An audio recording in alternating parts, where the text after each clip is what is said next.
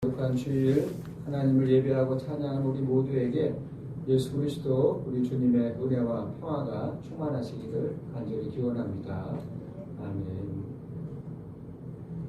오늘 설교 본문은 시편 50편입니다. 시편 50편에는 이 아삽의 시라는 제목이 달려있지요. 1절이 이렇게 시작을 합니다. 전능하시니 여호와 하나님께서 말씀하사 해 돋는 데서부터 지는 데까지 세상을 부르셨도다. 시작부터 하나님에 대한 표현이 웅장합니다. 하나님을 전능하신 주님이라고 표현했습니다. 하나님이 세상을 부르셨다고 합니다. 하나님만이 다룰 수 있는 세상, 하나님만이 세상을 다룰 수 있는 능력자이고 따라서 하나님은 우리를 구원할 수 있다는 말씀입니다. 그 하나님이 세상을 부르셨습니다. 세상 가운데서 일부만 부르신 것이 아니라 해가 뜨는 곳에서부터 해가 지는 데까지 세상 전체를 부르셨습니다. 일출과 일몰, 해가 뜨는 곳에서부터 해가 지는 데까지 이런 표현은요, 단지 낭만적인 수사 표현이 아니라 하나님과 세상에 대한 심층적인 통찰이고 인식이고 고백이기도 합니다. 고대 이스라엘 백성들은 이 일출과 일몰, 이 자연 현상을 어떻게 바라보고 느꼈을까요? 아득히 먼 저 동편과 서편에서 매일 벌어지는 그 자연 현상은 익숙하긴 했겠지요. 그러나 손에 잡히지는 않았을 것입니다. 여러 모양과 색깔로 물든 그 하늘 앞에서 마치 그 산골에서만 살았던 5살짜리 어린아이가 처음으로 동해 바다에 섰을 때 느끼는 그 경외심을 이스라엘 백성들도 느꼈겠지요.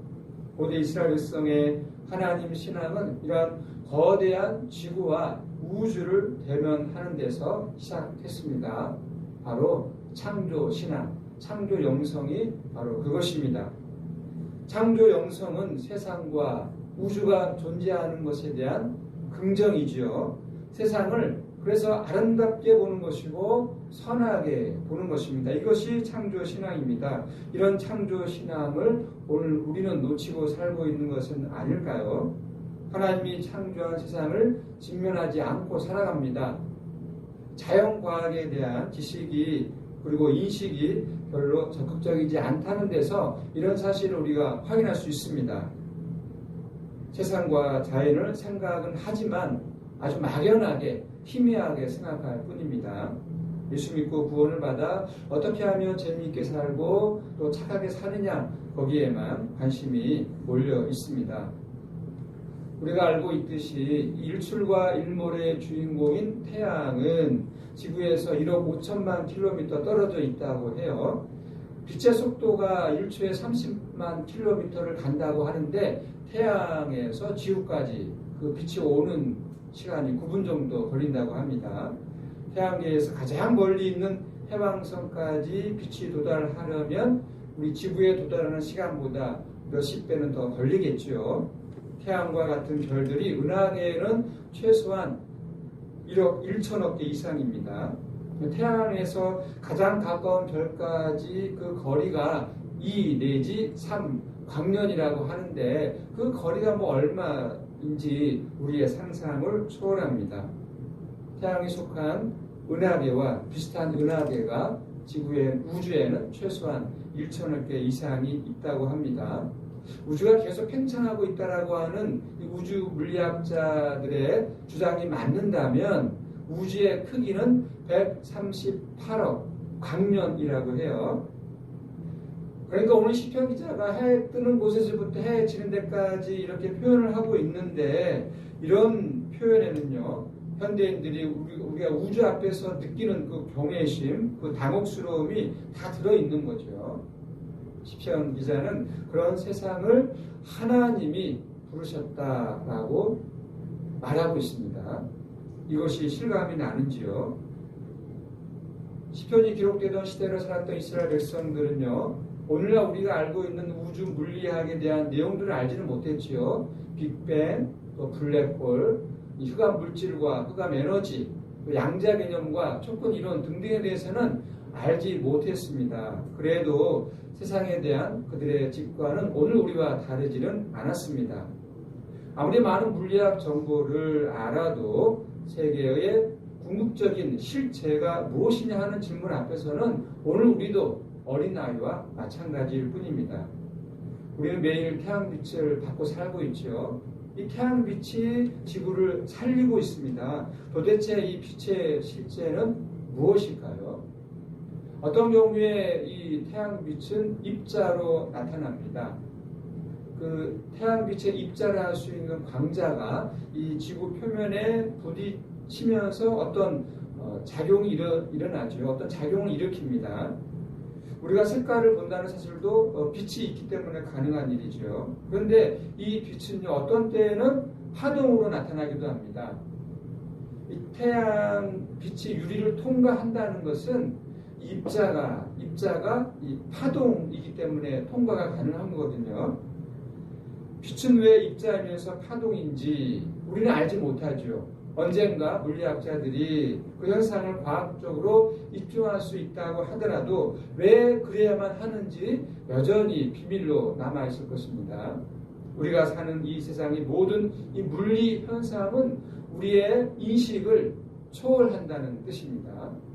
우리가 아무리 이 물리학이 발달하고 과학이 발달해도 이 지구와 우주를 알면 알수록 더 모른다는 사실만 늘어날 뿐이죠. 그만큼 신비하고 놀라운 이 세계와 우주를 하나님께서 부르셨다는 말은 하나님께서 이 세상과 우주를 그렇게 신비롭게 존재하도록 만드셨다는 뜻입니다. 혼돈과 공허와 어둠과 기쁨이 있는 이 세상에 질서를 부여하시고 어둠 가운데 있는 이 세상에 빛을 부여하시고 우리가 이 땅에 서서 살아갈 수 있는 이 땅, 이 지지대, 이 근거를 부여하시는 하나님의 창조의 하나님이십니다. 그래서 하나님의 창조는 아름다운 거죠. 선한 겁니다.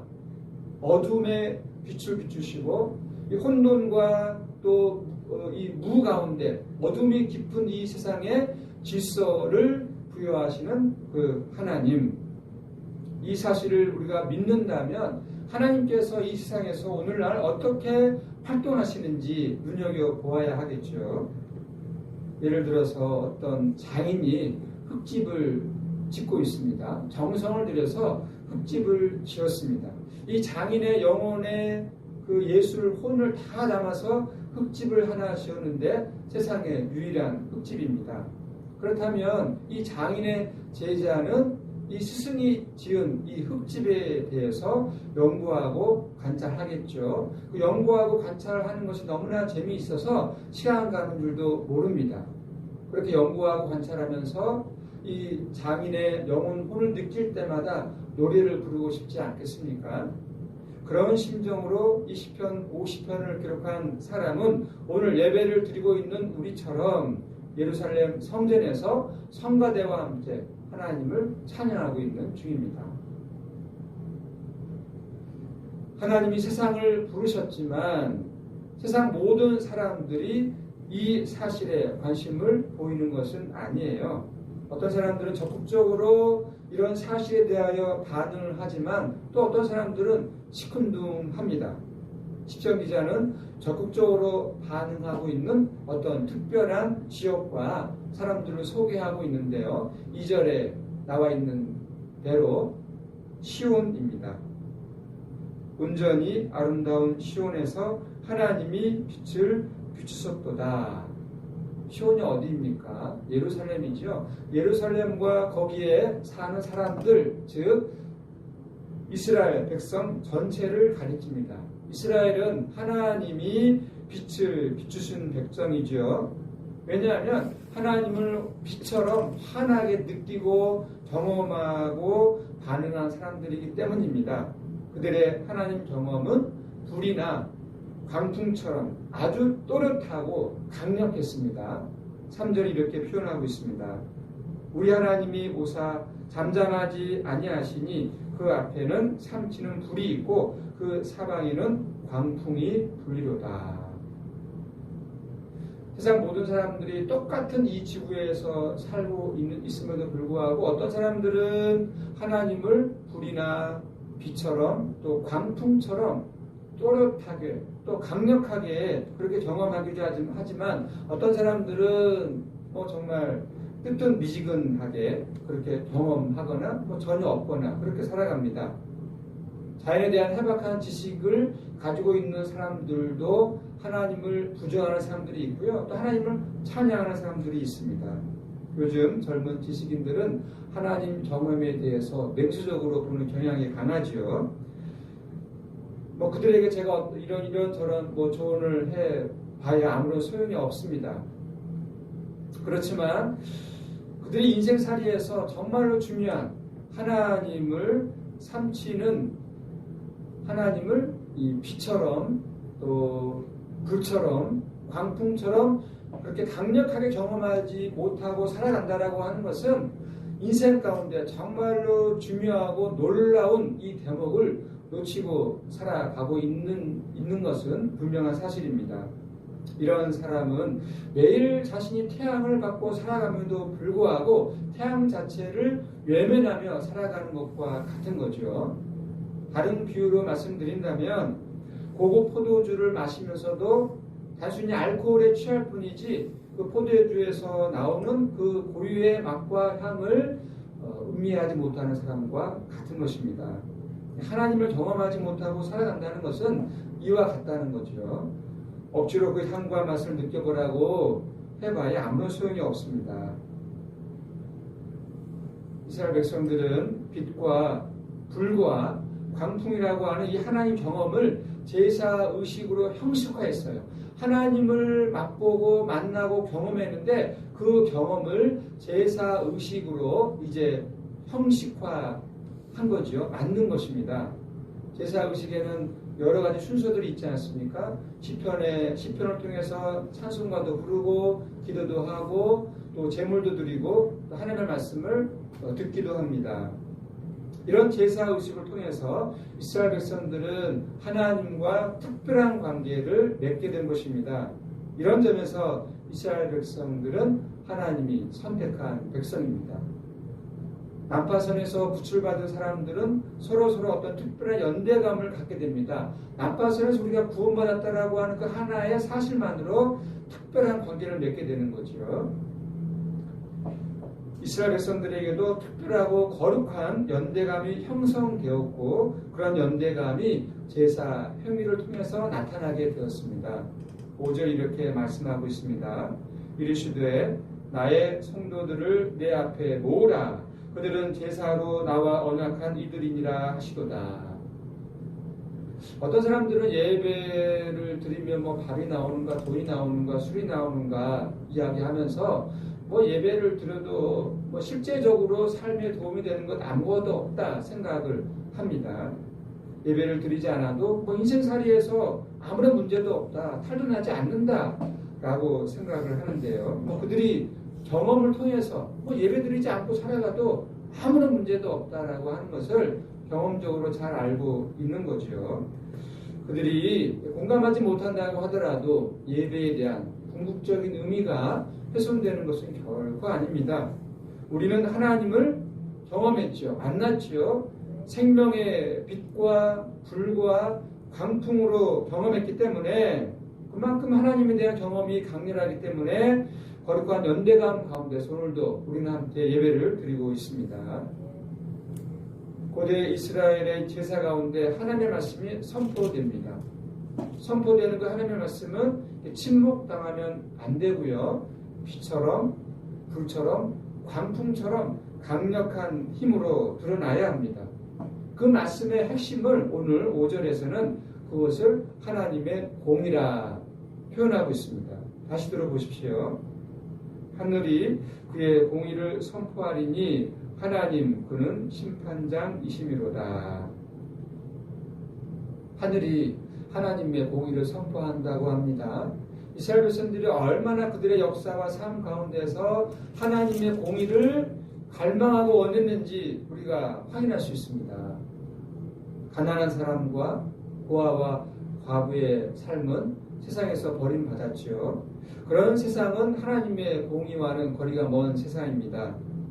이스라엘 역사에서 하나님의 공의를 외친 선지자들은 수없이 많았습니다. 그 중에 한 사람 아모스 선지자는 이렇게 외쳤습니다.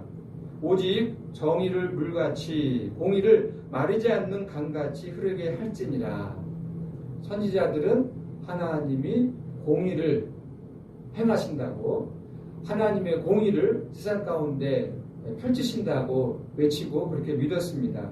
그 전통이 신약에도 이어졌는데요. 누가복음 6장 20절은 이렇게 말씀하고 있습니다. 너희 가난한 자가 복이 있나니 하나님의 나라가 너희 것이며. 이런 말씀은 하나님이 공의로 세상을 심판하신다는 의미입니다. 오늘날 우리 기독교인들과 교회는 하나님의 공의에 대해서 관심을 갖고 살고 있는 것일까요? 이 하나님의 공의는요, 단순히 정치적인 정의, 경제적인 정의의 한정에서 생각하면 곤란합니다. 사람이 만드는 이 정치와 이 경제의 영역에서의 제도로서의 정의는 우리에게 필요하지요. 우리에게 필요한 것은 분명한 사실이지만 그런 정치적, 경제적인 정의는 인간을 구원하기에는 충분하지 않은 거죠. 예를 들어서 여기 조세 정의라는 말이 있습니다. 세금은 법에 따라서 정당하게 내야 하죠. 그러나 사람들은 이 세금을 적게 내기 위해서 수입을 줄여 신고하는 일들도 자주 있습니다. 종합소득세에 대한 조세 저항도 있지요. 세금을 비롯하여 이 정치적인 그리고 경제적인 이 정의는 우리가 꾸준히 세워나가야 할 주제이기는 하지만 그것만으로, 그러니까 정치적인 경제적인 사회적인 정의만으로는 세상이 정의롭게 되지 않는다는 사실은 분명한 거죠. 하나님의 공의는 훨씬 넓습니다. 그 의미가. 하나님의 공의는 정치적인, 경제적인, 사회적인 정의에 머물러 있는 것이 아니라 더 넓게, 즉 생명을 완성하시는 하나님의 구원을 가리킵니다. 생명을 완성하는 하나님의 구원입니다. 인간을 구원하지 못하지만 하나님은 인간을 구원할 수 있습니다. 이 사실을 믿는 사람이라면 우리가 어떤 상황 가운데 놓여 있다 하더라도 절망하지 아니하고 하나님의 생명이 완성되기를, 즉 하나님의 구원을 기다려야 하고 또 기다려야만 합니다. 돛담배인 우리는요, 그 바람이 불 때를 기다릴 수 있을 뿐입니다. 우리가 바람을 일으키지는 못합니다. 이런 기다림은 막연한 것이 결코 아닙니다. 하나님의 구원을 기다리는 사람은 하나님의 공의를 파괴하고 생명을 파괴하는 이 어두움의 세력에 저항합니다. 왜냐하면 우리가 하나님을 빛과 불과 광풍처럼 강렬하게 경험했기 때문입니다. 오늘의 설교는 다시 하나님의 빛으로 돌아가겠습니다. 왜냐하면 하나님이 빛을 시온에 비춘 것처럼 하나님에게서 나오는 이 생명의 빛을 우리가 보았는가가 하나님의 구원 사건에서 관건이기 때문입니다. 하나님의 빛을 우리가 보았는가, 경험했는가가 하나님의 구원 사건에서 중요합니다. 이 하나님의 빛 또는 생명의 빛을 어디서 실감할 수 있을까요? 이에 관한 유명한 사도 바울의 말씀을 제가 읽어드리겠습니다. 고린도후서 4장 6절입니다. 어두운 데에 빛이라 말씀하셨던 그 하나님께서 예수 그리스도의 얼굴에 있는 하나님의 영광을 아는 빛을 우리 마음에 비추셨느니라. 이 말씀을 좀 더 풀어서 정리하면 다음과 같습니다. 땅이 혼돈하고 공허하며 흑암이 깊음 위에 있던 그 태초에 빛이 있으라 명령하시어 빛을 만들어내신 하나님께서 예수 그리스도의 말씀과 행위와 운명에 드러난 하나님의 공의와 생명과 구원과 영광을 깨달을 수 있도록 우리에게 인식의 빛을 비추셨습니다. 하나님께서 우리에게 빛을 비추어 주심으로 예수 그리스도에게 나타난 하나님의 그 공의, 하나님의 구원, 하나님의 생명, 하나님의 영광을 우리가 깨닫고 알고 믿게 하셨다는 그런 말씀입니다.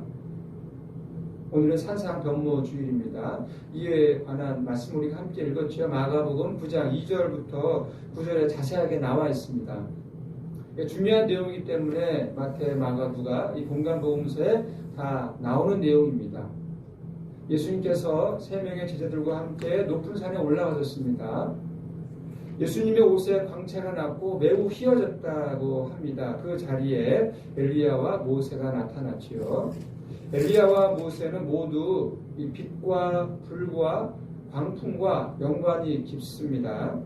제자들과 초기 기독교인들은요, 이 예수님에게서 하나님의 영광이, 즉 참된 생명이 드러났다고 믿었습니다. 예수님을 통해서 우리가 생명을 얻게 되었다는 뜻입니다. 이런 산상변모 이야기에서 중요한 것은 이것입니다. 예수님께서 빛으로 변화되셨다는 거죠. 그 빛은 하나님과 생명을 가리키는 은유입니다. 우리도 예수님처럼 빛으로 변화될 것입니다. 이런 믿음으로 우리는 지금 살고 있습니다. 우리 인생에서 죽음은 우리가 완전히 변화되는 결정적인 계기라 할 수 있습니다. 죽으면 우리는 더는 먹지 않고 마시지 않고 또 누구를 만나지도 않고요. 더 이상은 또 미워하지도 않게 됩니다. 하나님이 우리를 새로운 존재로 완성하시는 그 계기라면 정말 기다려지는 순간이 될 것입니다. 우리는 언젠가 종말이 오면 하나님께서 모든 사람들과 모든 생명체와 이 우주 전체를 빛으로 변화시킬 것이라고, 즉 완전히 새롭게 변화시킬 것이라고 믿습니다. 그런 변화가 바로 곧 생명 구원입니다. 여기서 더 중요한 사실, 더 놀라운 사실은 이미 그 하나님의 생명이, 하나님의 영광이, 하나님의 구원이 예수 그리스도 안에서, 예수 그리스도를 통해서 우리에게 임했다는 것이고 우리에게 왔다는 이 사실. 그래서 우리는 예수 그리스도를 통해서 예수 그리스도 안에서 그 하나님의 공의, 하나님의 생명, 하나님의 구원을 우리가 경험하고 또 맛보며 누리며 살고 있다는 사실입니다. 이것이 곧 전적인 하나님의 은혜이고 하나님께서 우리에게 주시는 복 중의 복입니다. 남은 인생 이런 은혜로운 길을 걸어가시기를 바랍니다. 예수 그리스도가 하나님의 빛이고 하나님의 생명이고 하나님의 영광입니다. 예수 그리스도에게 더 가까이 나아가셔서 이 풍성한 하나님의 영광을, 하나님의 공의를, 하나님의 그 역사를 체험하시고 경험하시는 우리 모두가 되기를 간절히 기원합니다. 아멘. 기도하겠습니다. 빛과 불과 광풍의 근원이신 하나님, 우리는 평명적인 삶의 형식에 갇혀서 입체적인 생명인 하나님의 빛과 하나님의 공의를 놓치고 살 때가 많았습니다. 이 시간 간절한 마음으로 기도드립니다. 우리가 사는 이 자리에, 이 삶의 자리에 하나님이 빛과 공의로 찾아오신다는 사실을 예민하게 살피면서 살도록 이끌어 주시옵소서. 하나님의 영광을 드러내신 예수 그리스도의 이름으로 기도드립니다. 아멘.